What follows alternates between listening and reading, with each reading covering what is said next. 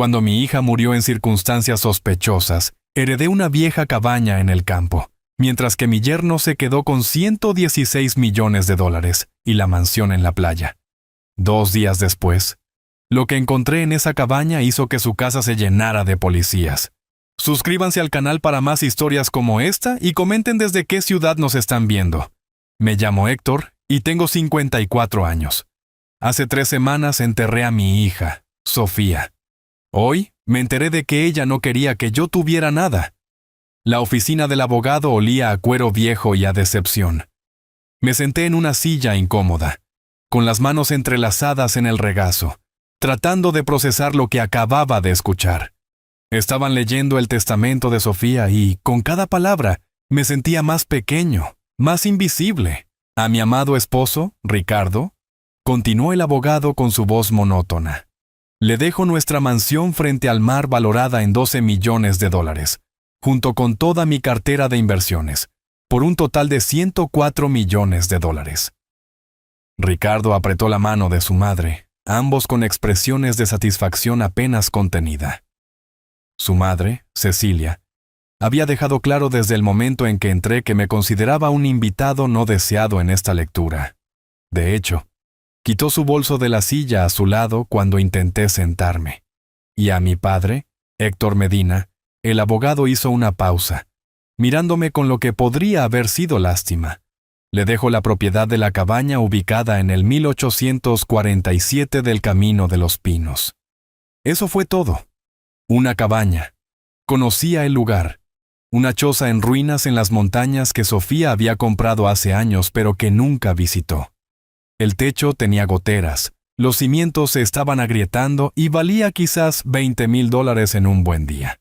Ricardo se aclaró la garganta. ¿Mencionó ella el estado de esa propiedad? Porque pasé por allí una vez y, honestamente, está prácticamente en ruinas. Cecilia soltó una carcajada, un sonido agudo que me hizo estremecer. Bueno, supongo que es apropiado. Sofía siempre decía que su padre prefería las cosas sencillas. El abogado los ignoró y continuó leyendo. Pero yo ya no escuchaba. Sentía una opresión en el pecho, como si no pudiera tomar suficiente aire. Sofía le había dejado todo a su esposo, un hombre al que conocía desde hacía solo 5 años. Su padre recibió una choza. Pensé en la última vez que la vi, fue en Navidad hace 6 meses. Había estado distante, incluso fría, cuando intenté abrazarla para despedirme. Apenas lo toleró. Lo atribuí al estrés del trabajo, tal vez a problemas en su matrimonio que yo desconocía. Ahora me preguntaba si simplemente había dejado de quererme. ¿Hay algo más?, preguntó Ricardo mirando su costoso reloj. El abogado negó con la cabeza. Con eso concluye el testamento. Señor Medina, tendrá que firmar estos documentos para reclamar la propiedad. Firmé donde me señaló, con la mano temblando ligeramente. Ricardo y Cecilia ya estaban de pie, discutiendo planes para la cena, como si yo no estuviera allí. Héctor, dijo Ricardo mientras caminábamos hacia el estacionamiento, si necesitas ayuda para limpiar esa cabaña antes de venderla, conozco a unos tipos que se dedican a vaciar propiedades. No son baratos, pero, dada tu situación, estoy seguro de que podríamos arreglar algo. Su tono era condescendiente, la forma en que le hablarías a un niño o a alguien a quien tienes lástima. Cecilia asintió con aprobación. Eso es muy generoso de tu parte, Ricardo, dijo ella. No todo el mundo sería tan amable con un suegro que... Chist. Hizo una pausa dramática. Bueno, que claramente no era tan importante para Sofía como él pensaba. Las palabras me golpearon como un golpe físico. Abrí la boca para responder, pero no salió nada. ¿Qué podía decir? El testamento hablaba por sí mismo. Piénsalo, continuó Ricardo, sacando su teléfono. Tengo que atender una llamada de conferencia con el extranjero. Mamá, ¿vamos a cenar a ese lugar nuevo en el centro? Se alejaron, dejándome solo en el garaje de concreto. Sus risas resonaban en las paredes mientras discutían sus planes, su nueva riqueza, su futuro brillante. Me quedé allí parado durante 10 minutos, quizás más, tratando de entender cómo me había convertido en un extraño para mi propia hija. El viaje a casa, a mi pequeño apartamento, se sintió más largo de lo habitual. No dejaba de pensar en Sofía cuando era niña, cómo solía correr hacia la puerta cuando yo llegaba del trabajo, cómo insistía en que le leyera 3 cuentos cada noche, cómo lloraba cuando yo tenía que viajar por negocios. ¿Cuándo había cambiado eso? ¿Cuándo me había convertido en alguien que solo valía una cabaña en ruinas? Esa noche, me senté a la mesa de la cocina con una taza de café que se había enfriado hace horas. Miré la escritura de la propiedad, tratando de encontrarle sentido a todo. La cabaña estaba ubicada a unas 2 horas al norte, en una zona en la que nunca había estado. Sofía la había comprado hace 4 años, justo después de su ascenso en la firma de marketing. La había mencionado 1 o 2 veces, diciendo que era una propiedad de inversión, un lugar para alejarse de la gran ciudad. Nunca la había visto, nunca me habían invitado a verla. Mi teléfono sonó, sacándome de mis pensamientos. Era mi hermana, Elena, llamando desde la ciudad del sur. «Héctor, siento mucho lo de la lectura del testamento», dijo sin preámbulos. «Ricardo llamó a Cecilia, y Cecilia llamó a su hermana. Y bueno, ya sabes cómo son estas cosas. Por supuesto, la red de chismes de la familia era más rápida que Internet». «No lo entiendo, Elena», dije, con la voz quebrada a pesar de mis esfuerzos por mantener la compostura. Sofía era todo para mí. Después de que murió María, ella era todo lo que me quedaba. Pensé que ella lo sabía. Elena se quedó callada un momento. «Tal vez haya algo más, Héctor. Tal vez haya una razón por la que te dejó esa cabaña específicamente». «¿Qué razón?» «Es un basurero, Elena». Ricardo se aseguró de mencionar eso frente a todos.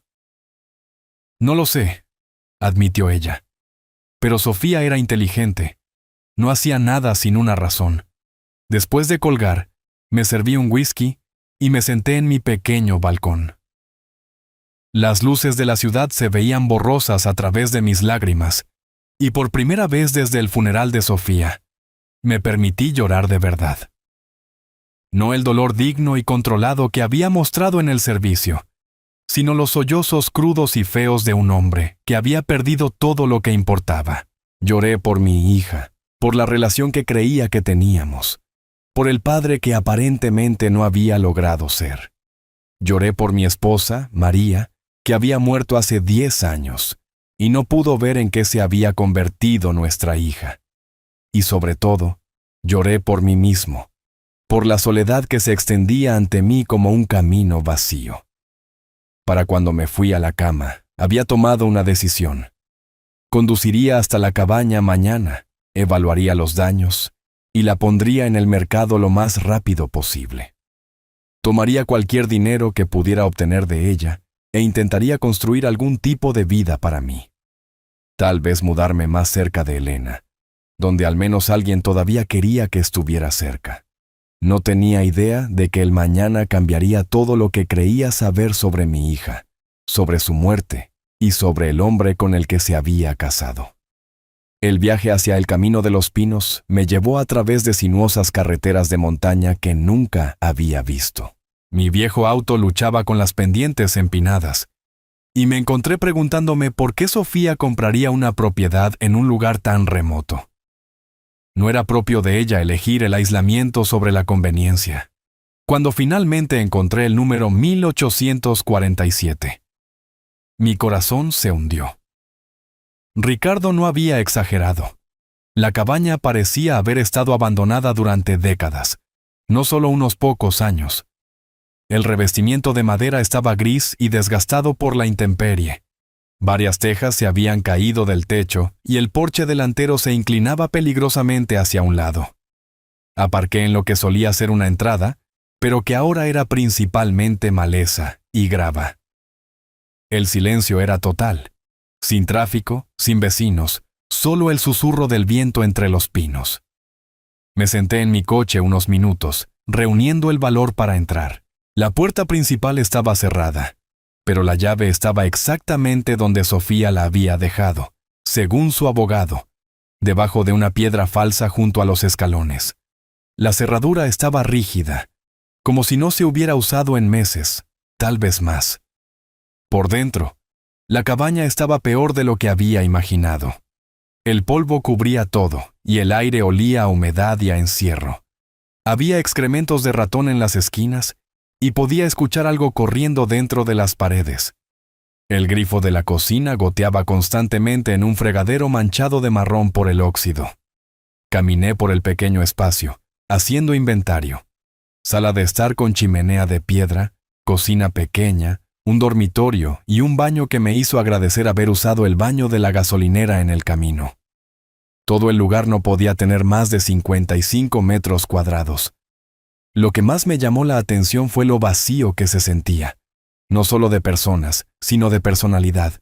No había fotografías, ni toques personales, nada que dijera que Sofía había pasado tiempo aquí. Era como si la hubiera comprado y simplemente se hubiera olvidado de ella. Estaba a punto de irme cuando algo me llamó la atención. En el dormitorio, parcialmente oculto detrás de una puerta deformada que no cerraba bien, había un viejo escritorio de madera. Parecía fuera de lugar, más nuevo que todo lo demás en la cabaña y en mucho mejor estado. Me acerqué para examinarlo más de cerca. Era una pieza hermosa, de roble macizo con tiradores de latón en los cajones, el tipo de escritorio que Sofía habría elegido. Ella siempre había apreciado los muebles de calidad. Probé el cajón superior, esperando que estuviera vacío como todo lo demás. Estaba cerrado con llave. Me pareció extraño. ¿Por qué Sofía cerraría un cajón vacío en una cabaña abandonada? Probé los otros cajones. Se abrieron fácilmente, revelando nada más que polvo y alguna araña ocasional. Pasé la siguiente hora buscando una llave, revisando debajo de los cojines, detrás de los libros, incluso dentro de las viejas latas de café en la cocina. Nada. Finalmente, frustrado y listo para rendirme, recordé algo que mi padre me había enseñado cuando era niño. A veces la gente esconde las llaves en lugares obvios que parecen demasiado obvios para revisar. Pasé los dedos por la parte inferior del escritorio, buscando algo pegado o adherido. Nada. Luego probé en la parte posterior del cajón inferior, el único lugar donde la mayoría de la gente nunca piensa buscar. Mis dedos la encontraron, una pequeña llave pegada a la madera con cinta adhesiva, escondida donde solo alguien que realmente buscara la encontraría. La llave encajaba perfectamente en la cerradura del cajón superior. Mis manos temblaban mientras la giraba, aunque no podía decir por qué. Dentro del cajón, encontré algo que me cortó la respiración. Una carpeta manila, gruesa con documentos, y encima de ella, un sobre con mi nombre escrito con la cuidadosa letra de Sofía. Recogí el sobre con dedos temblorosos.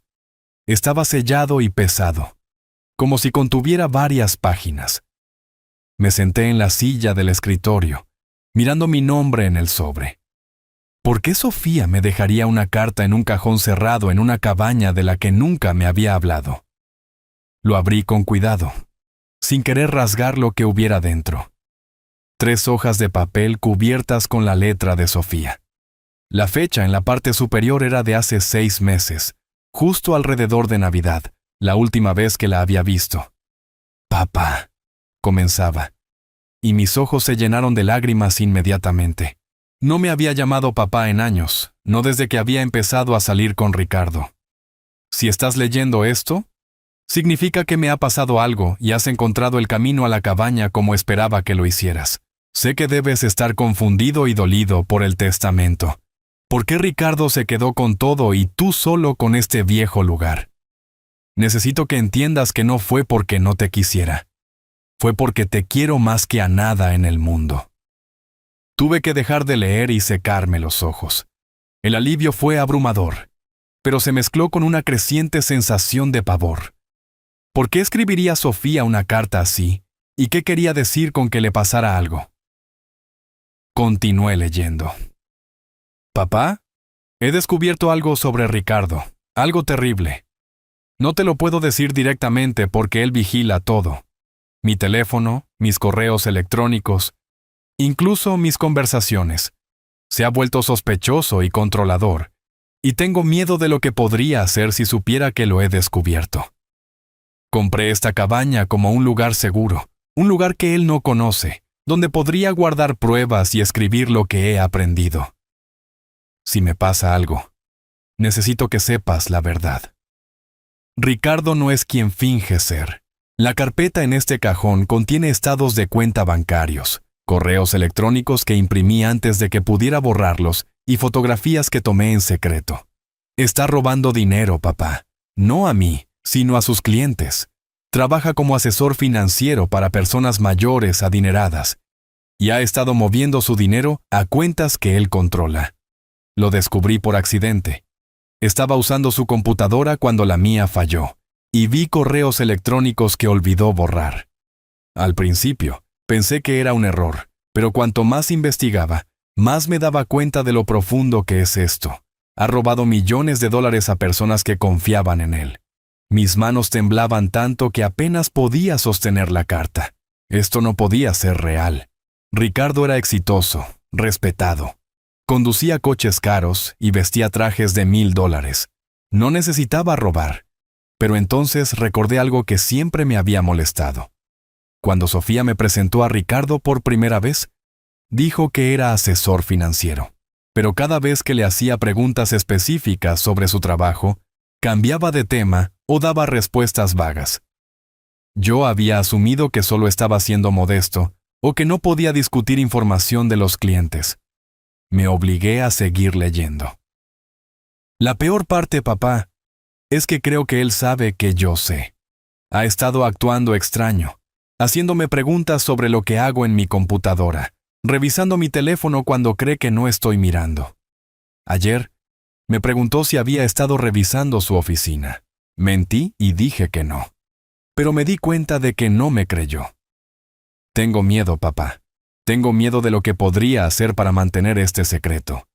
Por eso te dejo esta cabaña. Si me pasa algo, necesito que lleves esta evidencia a la policía. Las personas a las que ha robado merecen recuperar su dinero. Sé que esto será difícil de creer. Sé que querrás pensar lo mejor de él porque ahora es familia. Pero por favor, papá, si estás leyendo esta carta, significa que tenía razón al tener miedo. Te quiero mucho. Siento haber tenido que alejarte estos últimos meses. Estaba tratando de protegerte. Ricardo no puede saber que significas todo para mí o podría verte como una amenaza también. Por favor, perdóname por el testamento, por hacerte pensar que no me importabas. Tenía que hacerlo parecer real. Pero esta cabaña, papá, esta cabaña y lo que hay en ella, esta es tu verdadera herencia. Así es como estoy tratando de salvar a las personas que Ricardo ha lastimado, y tal vez salvarte a ti también. Mira en la carpeta, mira lo que encontré. Luego decide qué crees. Te amaré por siempre, Sofía. Me quedé sentado allí durante mucho tiempo, mirando la carta, leyéndola una y otra vez.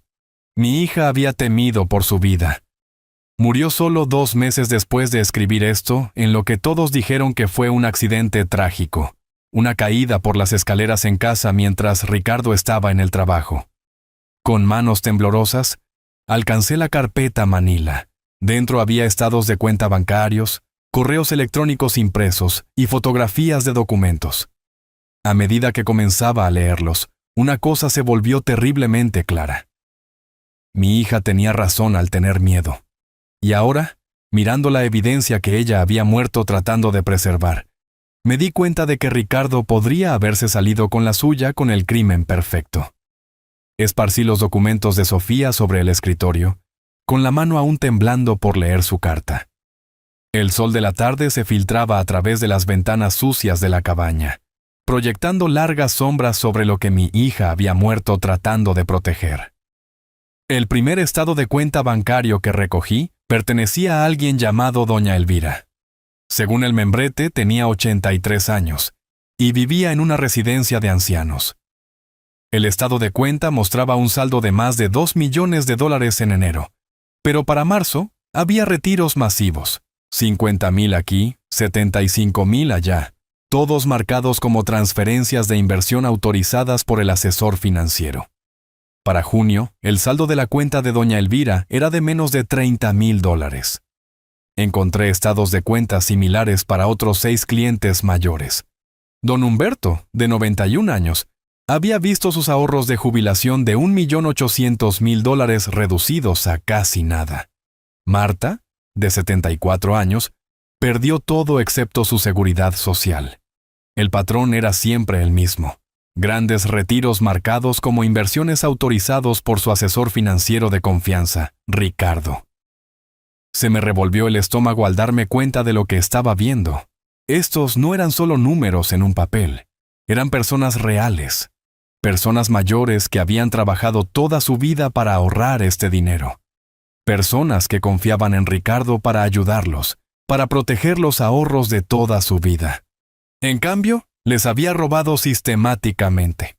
Recogí un correo electrónico impreso con fecha de 3 meses antes de la muerte de Sofía. Era de Ricardo para alguien llamado Javier, y el asunto decía: transferencia urgente a las Islas Caimán. Javier, necesito que las transferencias de Elvira y Humberto se completen para el viernes. El total debería ser $890,000. Usa la misma estructura de empresa fantasma que la última vez.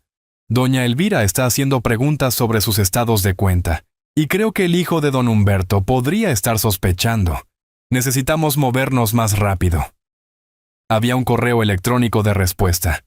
Ricardo, esto se está volviendo arriesgado. Tal vez deberíamos ir más despacio, dejar que las cosas se enfríen. La respuesta de Ricardo fue escalofriante. Absolutamente no. Tengo las cosas bajo control en este lado. Sofía no sospecha nada, y estos viejos están demasiado confundidos para causar problemas reales. Solo haz tu trabajo. Tuve que dejar el correo electrónico y alejarme un momento. La forma casual en que descartaba a estas personas mayores me enfermaba, pero peor fue su mención de Sofía. Sofía no sospecha nada.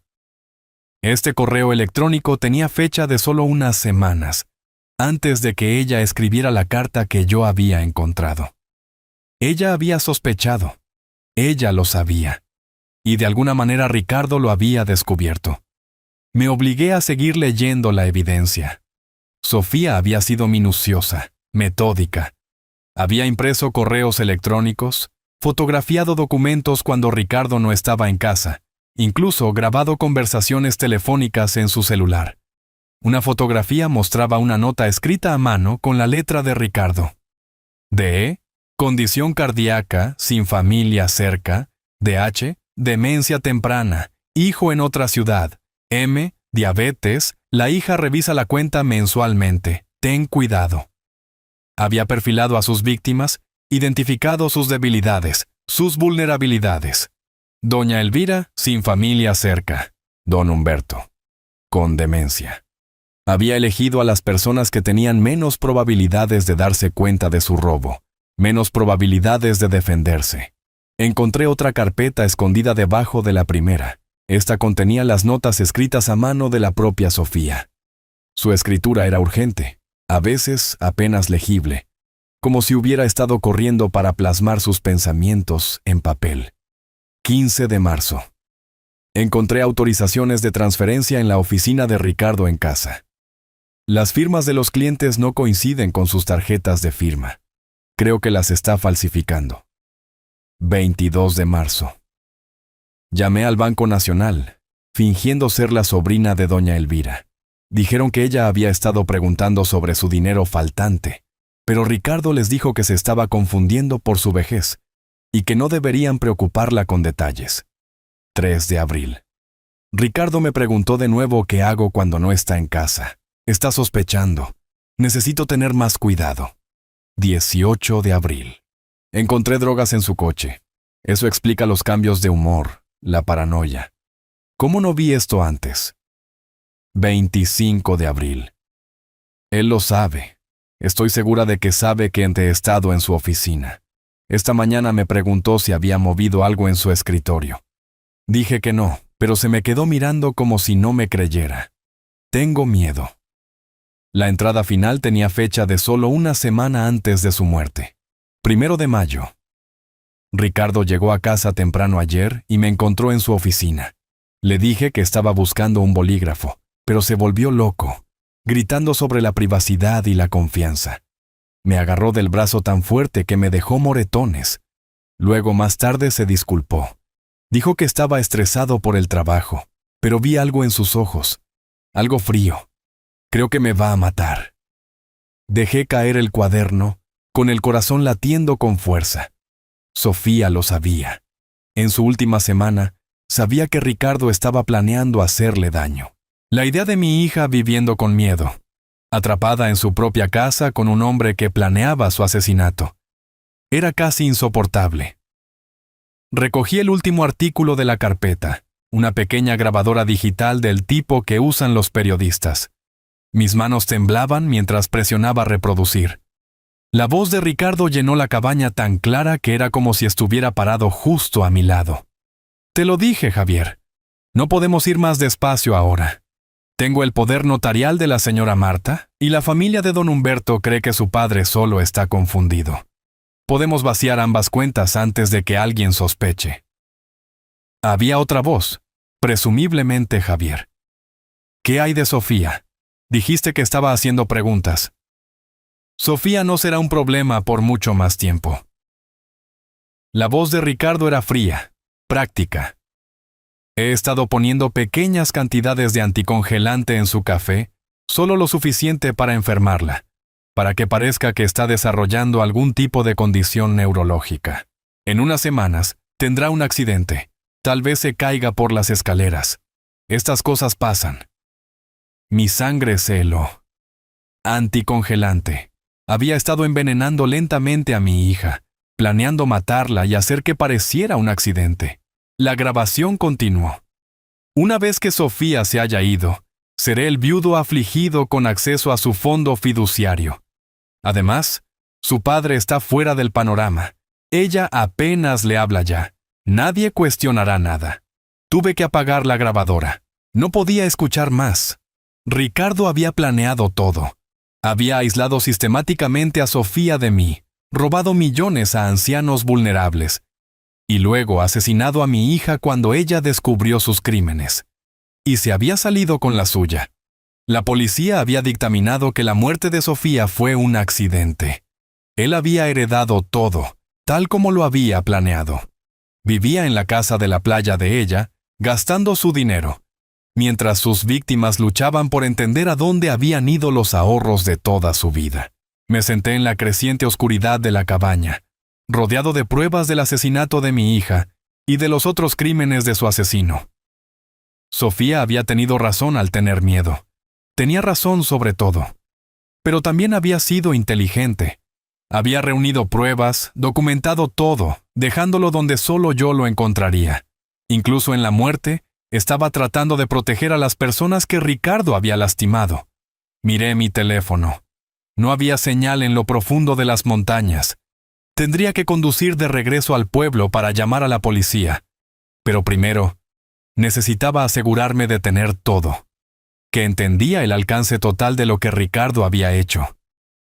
Encontré un artículo más metido en la parte posterior de la carpeta, una unidad USB con una nota adhesiva adjunta. Papá, si estás leyendo esto, sube esto a la nube inmediatamente. No dejes que Ricardo destruya esta evidencia como me destruyó a mí. Había traído mi computadora portátil, con la esperanza de trabajar un poco durante lo que pensé que sería un viaje rápido para evaluar la cabaña. Ahora, me daba cuenta de que Sofía había contado con eso. Había conocido a su padre lo suficientemente bien como para predecir que la traería. La unidad USB contenía docenas de archivos adicionales, más correos electrónicos, más registros bancarios, grabaciones de audio de Ricardo hablando con Javier sobre sus negocios. Pero la evidencia más condenatoria era un archivo de video con fecha del día anterior a la muerte de Sofía. En él, Ricardo estaba hablando por teléfono en su oficina, sin saber que Sofía lo estaba grabando a través de una rendija en la puerta. Mañana por la mañana, decía. Ella siempre toma café antes del trabajo. Pondré lo suficiente esta vez para asegurarme de que se maree. Cuando se caiga por esas escaleras, tiene que parecer convincente. Los investigadores de seguros no pueden encontrar nada sospechoso. El video terminó con la voz susurrada de Sofía. Te quiero, papá. Por favor, asegúrate de que todos sepan lo que él es realmente. Cerré la computadora portátil y me senté en la oscuridad total de la cabaña. Afuera, un búho ululaba a lo lejos. Adentro, le hice una promesa a mi hija. Ricardo pensaba que había ganado. Pensaba que había destruido toda la evidencia y silenciado a la única persona que sabía la verdad. Pero estaba equivocado. Sofía había sido más lista que él una última vez. Y ahora yo tenía pruebas de todo lo que había hecho. Mañana, el mundo de Ricardo se vendría abajo. No dormí esa noche. Conduje de regreso al pueblo y me registré en un motel. Pero cada vez que cerraba los ojos, escuchaba la voz de Ricardo en esa grabación, discutiendo casualmente cómo planeaba asesinar a mi hija. Al amanecer, había subido todo a 3 cuentas de almacenamiento en la nube diferentes, e hice copias de la evidencia física. A las 8 de la mañana, llamé al detective Vargas del departamento del sheriff del condado. Él había sido el investigador principal en el caso de Sofía, el que había dictaminado su muerte como un accidente. Señor Medina, dijo cuando reconoció mi voz. Lamento saber de usted en estas circunstancias. ¿Cómo se encuentra? Detective Vargas. Necesito verlo de inmediato. Tengo nuevas pruebas sobre la muerte de Sofía. Hubo una pausa. Señor Medina, entiendo lo difícil que es aceptar lo que le pasó a su hija, pero llevamos a cabo una investigación exhaustiva. No hubo evidencia de juego sucio. La hay ahora, dije. Encontré documentos, grabaciones, pruebas de que Ricardo la mató. Ella lo estaba investigando por delitos financieros, y él la asesinó para mantenerla callada. Otra pausa más larga. Esa es una acusación muy seria. ¿Está seguro de esto? Venga a la cabaña en el 1847 del Camino de los Pinos. Traiga a otros oficiales. Traiga todo lo que necesite para arrestar a Ricardo por asesinato y gran robo. Lo esperaré allí. 2 horas después, el detective Vargas llegó con otros 3 oficiales y un técnico de la escena del crimen. Había expuesto toda la evidencia de Sofía en el escritorio, organizada cronológicamente para que pudieran ver la progresión de los eventos. El detective Vargas tomó el primer estado de cuenta bancario. Su expresión se oscureció mientras leía. Dios mío, susurró. ¿Estos son reales? Todo es real, dije. Sofía pasó meses documentando sus crímenes. Sabía que él la iba a matar, y se preparó para ello. El oficial Martínez, un hombre más joven con ojos amables, estaba escuchando las grabaciones de audio con auriculares. Cuando llegó a la parte donde Ricardo hablaba sobre envenenar a Sofía, su rostro palideció. «Detective», dijo, quitándose los auriculares. «Tiene que escuchar esto». Pasaron las siguientes 3 horas revisando todo. El video de Ricardo planeando el asesinato de Sofía. La evidencia de él robando millones a clientes ancianos. El diario de Sofía documentando su miedo creciente. Y las señales de que Ricardo sabía que ella lo había descubierto. Tendremos que hacer que nuestro equipo técnico analice los archivos de audio y video, dijo finalmente el detective Vargas. Pero si estos son auténticos, tenemos suficiente para arrestarlo por múltiples cargos. Asesinato, gran robo, abuso de ancianos, fraude. Son auténticos, dije. Sofía arriesgó su vida para reunir esta evidencia. El detective Vargas asintió con gravedad. Lo atraparemos, señor Medina. Pero necesito que se mantenga alejado de Ricardo hasta que hagamos el arresto. No lo contacte. No se acerque a la casa. Déjenos manejar esto. Conduje a casa con una sensación de anticipación que no había sentido en meses. Por primera vez desde la muerte de Sofía. Sentía que estaba haciendo algo significativo, algo que honraba su memoria. Pero Ricardo tenía otros planes. Esa tarde, mientras organizaba la evidencia de Sofía una última vez antes de entregar todo a la policía, sonó el timbre.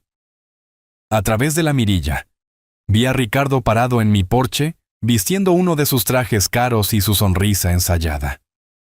Mi corazón comenzó a acelerarse, pero me obligué a mantener la calma. Abrí la puerta, actuando sorprendido de verlo.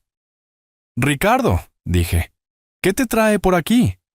Su sonrisa era perfecta, pero algo en sus ojos era diferente, más frío, más calculador. «Héctor», dijo, «espero que no te importe que pase sin avisar». Estaba por el vecindario y me di cuenta de que realmente no hemos hablado desde el funeral. Quería ver cómo estabas. Me hice a un lado para dejarlo entrar, mi mente a toda velocidad. ¿Por qué estaba aquí? Había descubierto de alguna manera mi hallazgo en la cabaña. «Es muy atento de tu parte», dije, cerrando la puerta detrás de él. «Te ofrezco un cafecito o algo de tomar». Un café estaría genial. Estaba mirando alrededor de mi pequeño apartamento, observando los muebles modestos, el único dormitorio visible a través de la puerta abierta. ¿Sabes, Héctor? He estado pensando, Sofía siempre se preocupaba de que viviera solo en este lugar. Tal vez sea hora de considerar algo con más asistencia, más apoyo. Mantuve mi expresión neutral mientras servía café en 2 tazas. «Estoy bien, Ricardo.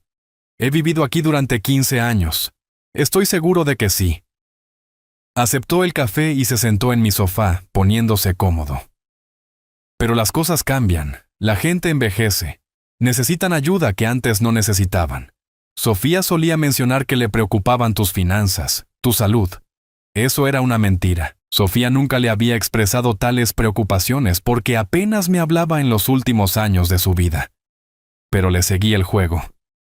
¿De verdad lo hacía?» «Oh, sí», continuó Ricardo suavemente. «De hecho, me pidió que te echara un ojo después de que ella se fuera. Sabía que serías demasiado orgulloso para pedir ayuda directamente». Bebí mi café, estudiando su rostro. Estaba guiando la conversación hacia algo, pero no podía averiguar qué. «¿Sabes?», dijo, dejando su taza. «He estado pensando en esa cabaña que Sofía te dejó. ¿Has tenido oportunidad de ir a verla?» Mi sangre se heló, pero mantuve la voz firme. «Conduje hasta allí ayer. Tenías razón. Está en pésimas condiciones. Me lo imaginaba. Realmente no vale mucho como propiedad, pero el terreno podría tener algún valor. Estaría encantado de ayudarte a tasarlo. Tal vez encontrar un comprador. Considéralo un favor a la memoria de Sofía». Ahora lo entendía. Estaba aquí para medir lo que yo sabía, para ver si había encontrado algo en la cabaña. La oferta casual de ayudar a venderla era su forma de asegurarse de que podía controlar lo que sucediera con la propiedad. «Es muy generoso de tu parte», dije, «pero creo que puedo manejarlo yo mismo». Algo parpadeó en sus ojos. «Por supuesto que puedes, pero no hay razón para hacerlo solo. Somos familia, Héctor. Sofía querría que nos cuidáramos el uno al otro». Familia. La palabra se sentía obscena saliendo de su boca. Este hombre había asesinado a mi hija, robado a ancianos indefensos, y ahora estaba sentado en mi sala, fingiendo preocuparse por mi bienestar. «¿Sabes qué me parece interesante, Ricardo?», dije con cuidado. «Sofía nunca mencionó haber comprado esa cabaña. De hecho, nunca mencionó hacer nada en esas montañas». «Sofía era reservada con algunas cosas», respondió, pero su sonrisa era más tensa ahora. Le gustaba tener su propio espacio, sus propios proyectos. Respetaba eso de ella. Es extraño, sin embargo. La cabaña estaba completamente vacía, sin muebles, sin artículos personales, nada que sugiriera que ella alguna vez pasó tiempo allí. Las manos de Ricardo se apretaron ligeramente alrededor de su taza de café. Tal vez lo veía como una inversión. Ya sabes cómo era Sofía con el dinero, siempre pensando en el futuro. Asentí pensativamente. Sí, era inteligente con el dinero. Muy cuidadosa en mantener registros, documentar cosas. La temperatura en la habitación pareció bajar. La sonrisa de Ricardo todavía estaba en su lugar, pero sus ojos se habían vuelto completamente fríos. ¿A qué te refieres exactamente, Héctor? Me encontré con su mirada directamente. Nada específico, solo conversando sobre mi hija. Nos sentamos en silencio por un momento. cada uno midiendo al otro. Podía ver a Ricardo tratando de decidir cuánto sabía yo, cuánto de amenaza representaba. También pude ver el momento exacto en que tomó su decisión. «¿Sabes, Héctor?», dijo poniéndose de pie de repente. «Acabo de recordar que tengo una llamada de conferencia en 20 minutos. Probablemente debería irme a casa». «Por supuesto», dije, acompañándolo a la puerta. «Gracias por pasar». Se detuvo en el umbral, volviéndose para mirarme. «Héctor, espero que sepas que si alguna vez necesitas algo, ayuda financiera, alguien con quien hablar sobre Sofía, cualquier cosa, puedes llamarme». Hablaba en serio sobre que somos familia. «Aprecio eso, Ricardo». Empezó a irse, luego se detuvo de nuevo. «Ah, y sobre esa cabaña. Si decides que quieres ayuda para lidiar con ella, no esperes demasiado. Propiedades como esa pueden deteriorarse rápidamente si no se mantienen.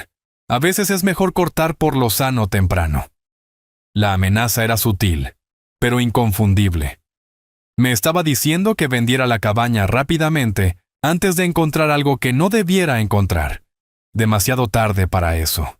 Después de que se fue, llamé inmediatamente al detective Vargas. «Estuvo aquí», le dije. «Ricardo acaba de irse de mi apartamento. Estaba pescando información sobre la cabaña, tratando de que lo dejara manejar la venta». «¿Qué le dijo usted?» «Nada. Pero él sabe que algo anda mal. Sospecha». «Estamos adelantando el cronograma», dijo el detective Vargas. «Tendremos la orden de arresto para mañana por la mañana. ¿Puede quedarse en otro lugar esta noche? ¿Tal vez con amigos o familiares?» Lo pensé. «Estaré bien aquí. Pero, detective, hay algo más. Cuando Ricardo se iba, hizo un comentario sobre que las propiedades se deterioran rápidamente si no se mantienen. Creo que podría intentar ir a la cabaña. Tal vez intente destruir evidencia. Tendremos oficiales vigilando la propiedad a partir de esta noche. Y tendremos a alguien vigilando su apartamento también, por si acaso». Después de colgar, verifiqué 2 veces que todas las puertas y ventanas estuvieran cerradas. Luego me acomodé para esperar. Mañana, Ricardo sería arrestado. Mañana, Sofía finalmente tendría justicia. Pero esta noche, no podía quitarme la sensación de que Ricardo aún no había terminado conmigo. Tenía razón. A las 3 de la mañana sonó mi teléfono. Me desperté de golpe, desorientado e inmediatamente asustado. El identificador de llamadas mostraba un número que no reconocía. «¿Hola?» «Señor Medina, soy el oficial Davis del departamento del sheriff. El detective Vargas me pidió que lo llamara. Acabamos de arrestar a Ricardo en su residencia». Me senté en la cama, repentinamente muy despierto. «¿Lo tienen?» «Sí, señor. Ejecutamos la orden de registro a las 2:30 de la madrugada. Encontramos evidencia adicional en su oficina en casa. Más registros bancarios, una computadora portátil con archivos borrados que pudimos recuperar y algo más que necesita saber». Mi corazón latía con fuerza. ¿Qué? Encontramos anticongelante en el gabinete de su cocina y una pequeña botella con gotero escondida en su dormitorio. El laboratorio tendrá que analizarlo, pero parece coincidir con lo que su hija describió en sus grabaciones. El alivio fue abrumador. Lo tenían. Tenían pruebas de que Ricardo había asesinado a Sofía exactamente de la manera que ella había predicho que lo haría. «Hay más», continuó el oficial Davis. «Cuando lo arrestamos, estaba haciendo una maleta. Parece que planeaba irse de la ciudad. También encontramos más de $200,000 en efectivo escondidos en su armario. ¿Dinero robado? Lo más probable. Lo rastrearemos hasta sus víctimas. El detective Vargas quiere verlo esta mañana si está disponible. Hay algunas cosas que quiere mostrarle». Estuve en el departamento del sheriff a las 8 de la mañana. El detective Vargas me recibió en el vestíbulo luciendo cansado pero satisfecho. «Lo tenemos, señor Medina», dijo guiándome a su oficina. «Ricardo está detenido sin fianza por cargos de asesinato en primer grado, abuso de ancianos, gran robo y fraude. La fiscalía dice que es uno de los casos más sólidos que ha visto». Me hizo pasar a una sala de conferencias donde la computadora portátil de Ricardo estaba abierta sobre la mesa. Nuestro equipo técnico recuperó archivos borrados de su computadora, incluido este. Hizo clic en un archivo de video. La pantalla mostraba a Ricardo en lo que parecía ser su oficina en casa, hablando con alguien por teléfono. La fecha mostraba que fue grabado solo 2 días después del funeral de Sofía. El investigador de seguro se lo tragó por completo, decía Ricardo, recostándose en su silla con una sonrisa satisfecha. Accidente trágico, esposo afligido, sin circunstancias sospechosas. Tendré el pago del seguro de vida dentro de un mes. La voz al otro lado era la de Javier. ¿Qué hay de su padre? ¿Algún problema allí? Ricardo se rió, realmente se rió. ¿Héctor? No tiene ni idea. Sofía apenas le habló en los últimos años, me aseguré de eso. La convencí de que él se estaba volviendo senil, que estaba celoso de nuestro éxito. Al final, ella pensaba que él resentía su felicidad. Apreté el borde de la mesa, con los nudillos blancos. Había puesto deliberadamente a Sofía en mi contra, envenenado su mente con mentiras sobre mis sentimientos hacia ella. Lo hermoso, continuó Ricardo, es que obtuvo exactamente lo que merecía en el testamento. Una cabaña sin valor en medio de la nada. Sofía pensó que lo estaba protegiendo manteniéndolo alejado de nuestras finanzas, pero en realidad, solo se estaba asegurando de que no pudiera interferir con mis planes. La voz de Javier sonaba nerviosa. ¿No crees que causará problemas? ¿Qué va a hacer? Es un viejo triste que vive solo en un apartamento diminuto. Sin dinero, sin influencia, nadie que lo escuche. Incluso si sospechara algo, ¿quién le creería?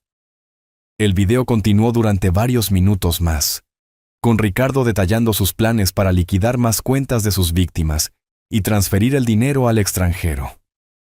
Hablaba de Sofía como si hubiera sido un obstáculo que había eliminado con éxito.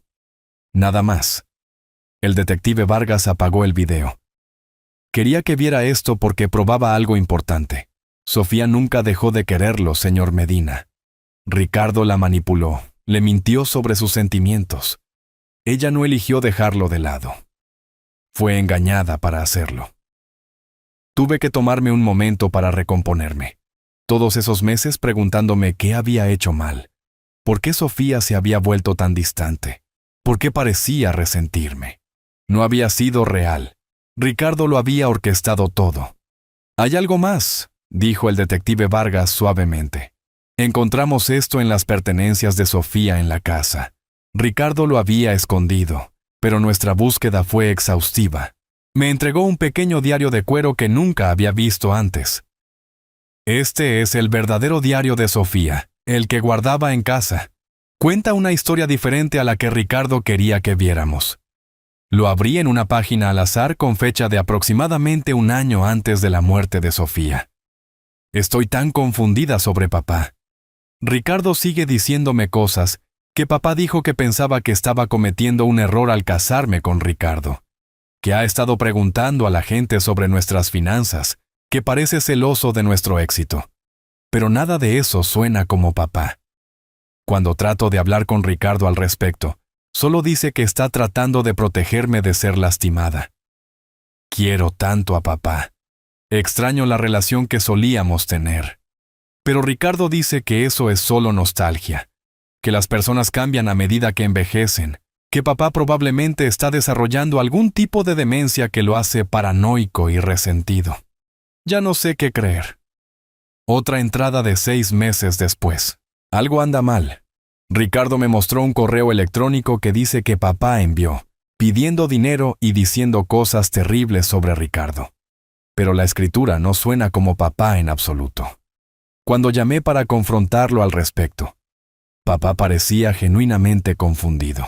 Dijo que nunca envió ningún correo electrónico así. Ricardo dice que eso es típico, que las personas con demencia temprana a menudo no recuerdan cosas que han dicho o hecho.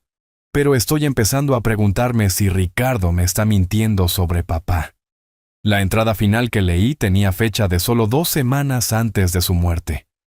Ahora sé que Ricardo ha estado mintiendo sobre papá todo este tiempo. Encontré la cuenta de correo electrónico falsa que creó para enviar esos mensajes fingiendo ser de papá. Me ha estado manipulando. poniéndome en contra de la persona que más quiero en el mundo. Traté de llamar a papá esta noche para disculparme, para explicarle, pero Ricardo llegó a casa y me atrapó. Entró en cólera. Me acusó de traicionarlo, de elegir a mi patético padre sobre mi esposo. La forma en que lo dijo, la mirada en sus ojos. Nunca había estado tan asustada en mi vida. Ahora sé que todo lo que Ricardo me ha dicho sobre papá era mentira. Papá nunca me resentía, nunca dijo nada malo sobre Ricardo, nunca pidió dinero. Ricardo creó todo eso para aislarme, para asegurarse de que no tuviera a nadie a quien recurrir cuando descubriera lo que realmente es. Voy a arreglar esto. Voy a contarle todo a papá, disculparme por creer las mentiras de Ricardo y pedirle ayuda. Pero primero, necesito reunir pruebas de lo que Ricardo ha estado haciendo. Necesito proteger a papá de él. Cerré el diario, con lágrimas corriendo por mi rostro. Sofía lo había descubierto. En sus últimas semanas, se había dado cuenta de que Ricardo la había estado manipulando, poniéndola en mi contra con pruebas fabricadas y mentiras sobre mi estado mental. Había estado planeando reconciliarse conmigo, pedir mi ayuda para exponer a Ricardo. Por eso la había matado tan rápido una vez que se dio cuenta de que ella lo había descubierto. «Señor Medina», dijo el detective Vargas suavemente. Su hija nunca dejó de quererlo. Ella también fue una víctima, manipulada por un sociópata que la veía como nada más que un medio para un fin. Me sequé los ojos, pensando en todo el tiempo que Sofía y yo habíamos perdido debido a las mentiras de Ricardo. Todas las conversaciones que nunca tuvimos, la relación que nos habían robado. «¿Qué pasa ahora?», pregunté. «Ricardo irá a juicio. Con la evidencia que tenemos, las grabaciones, los documentos financieros, las confesiones en video y la evidencia física del anticongelante, es casi seguro que será condenado. La fiscalía está pidiendo cadena perpetua sin libertad condicional». «¿Qué pasa con sus víctimas, las personas mayores a las que robó?». «Estamos trabajando con el FBI para rastrear el dinero robado y devolverlo a las familias. Parte de él puede ser recuperable, aunque no todo. Ricardo gastó mucho en artículos de lujo y transfirió cantidades significativas al extranjero. Pensé en doña Elvira, don Humberto, Marta y los demás. Incluso si recuperaban algo de dinero, nunca se recuperarían de la traición a su confianza, la violación de tener a alguien en quien confiaban destruyendo su seguridad financiera. Pero al menos tendrían justicia. Al menos Ricardo pagaría por lo que les había hecho a ellos y a Sofía. «Hay una cosa más», dijo el detective Vargas, sacando un sobre sellado. «Encontramos esto en el escritorio de Sofía en la casa. Está dirigido a usted, con fecha del día anterior a su muerte». Mis manos temblaban mientras lo abría. Dentro había una sola hoja de papel, con la letra de Sofía. «Papá, sé que he sido una hija terrible estos últimos años. Sé que te he lastimado y te he alejado, y lo siento mucho. Ricardo me mintió sobre ti, me hizo creer cosas que no eran ciertas, y fui lo suficientemente tonta como para creerle. Te quiero más que a nada en este mundo. Me criaste para ser fuerte, para luchar por lo que es correcto, y eso es lo que voy a hacer. Voy a detener a Ricardo, y luego voy a pasar el resto de mi vida compensando el tiempo que hemos perdido. Si algo me pasa antes de que pueda arreglar esto, por favor sabe que cada día que te alejé, mi corazón se rompía. Por favor, sabe que fuiste el mejor padre que cualquier hija podría pedir, y que nada de esto fue tu culpa. Te amaré por siempre, Sofía». Había escrito esta carta el día antes de que Ricardo la matara. Había estado planeando enviarla por correo para comenzar el proceso de reconstruir nuestra relación. En cambio, había muerto creyendo que tal vez nunca sabría lo que realmente sentía por mí. Pero ahora lo sabía. Sofía me había querido. Había sido manipulada y engañada, pero nunca había dejado de quererme. Y al final, había muerto tratando de protegerme a mí y a las otras víctimas de Ricardo. Eso era algo que Ricardo nunca podría quitarme. 6 meses después, Me paré en la misma sala del tribunal donde Ricardo fue sentenciado a cadena perpetua sin posibilidad de libertad condicional. Había envejecido dramáticamente desde su arresto. Sus trajes caros reemplazados por ropa de prisión naranja, su sonrisa confiada desaparecida para siempre. Cuando el juez leyó el veredicto, ni siquiera me miró. Miró al frente, finalmente entendiendo que sus manipulaciones y mentiras lo habían alcanzado. Las familias de sus víctimas llenaban la sala del tribunal. Doña Elvira, ahora de 84 años, había recuperado alrededor del 60% de su dinero robado. No era todo, pero era suficiente para que permaneciera en su residencia de ancianos con dignidad. El hijo de don Humberto había volado desde la otra ciudad para ver justicia para su padre, quien había fallecido 2 meses después del arresto de Ricardo, sin entender completamente lo que había sucedido con los ahorros de toda su vida. Cuando salimos del juzgado, doña Elvira se acercó a mí con lágrimas en los ojos. «Señor Medina», dijo, tomando mis manos con las suyas temblorosas, «su hija nos salvó. Si no hubiera sido tan valiente, si no hubiera reunido esa evidencia, él todavía estaría ahí afuera lastimando a la gente». Apreté sus manos suavemente.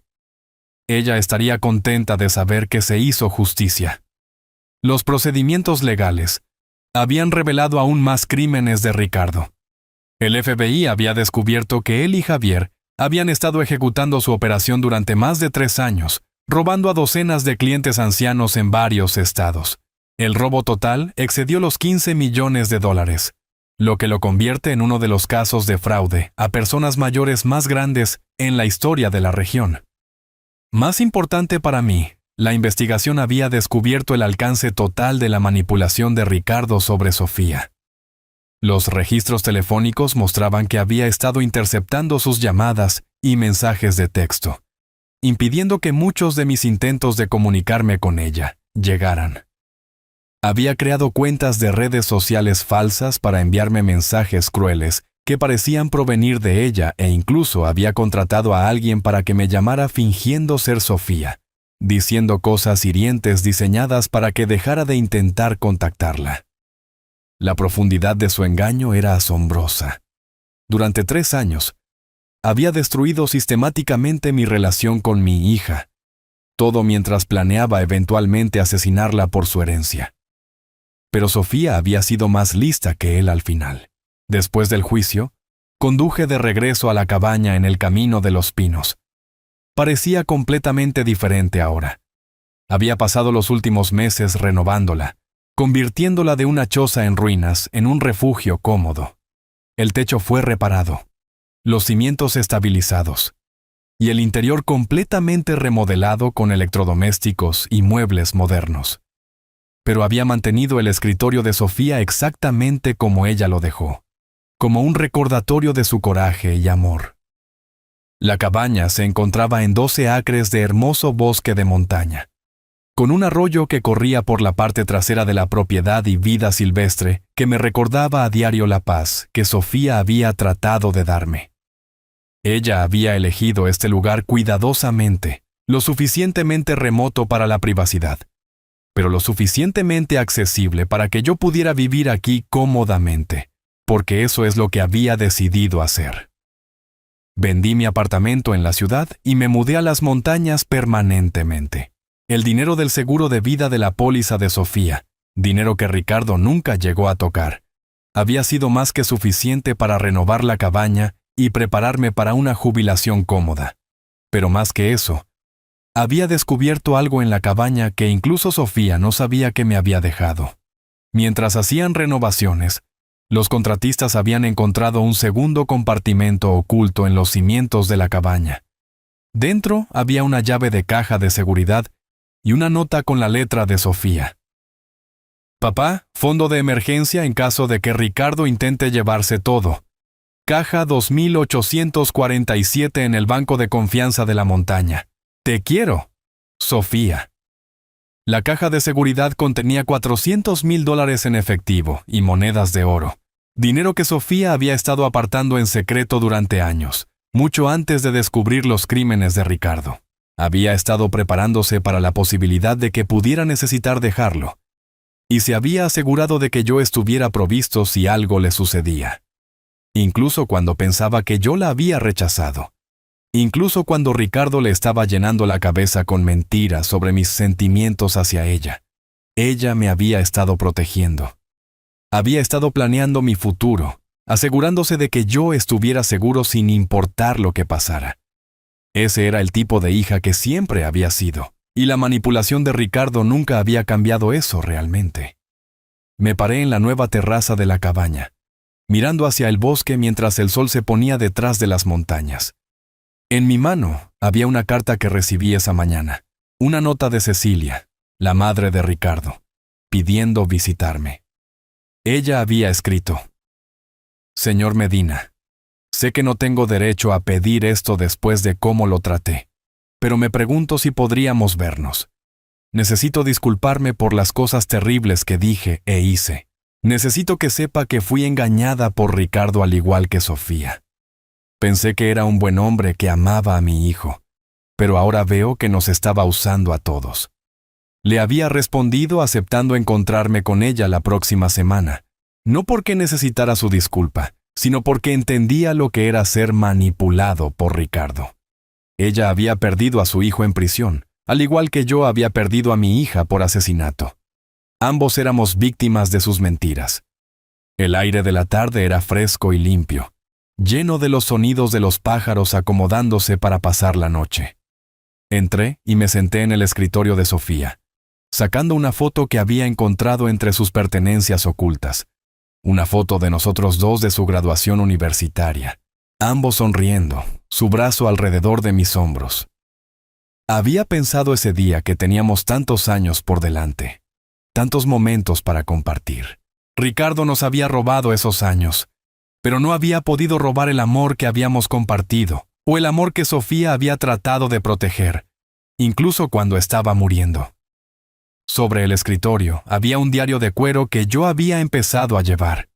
Mi propio registro de pensamientos y recuerdos sobre Sofía. Historias que quería recordar sobre su infancia, sobre la mujer en la que se había convertido, a pesar de la influencia de Ricardo. Abrí una página nueva y escribí: Sofía fue valiente. Eso es lo que quiero que la gente recuerde de ella. Podría haber guardado silencio cuando descubrió lo que Ricardo estaba haciendo.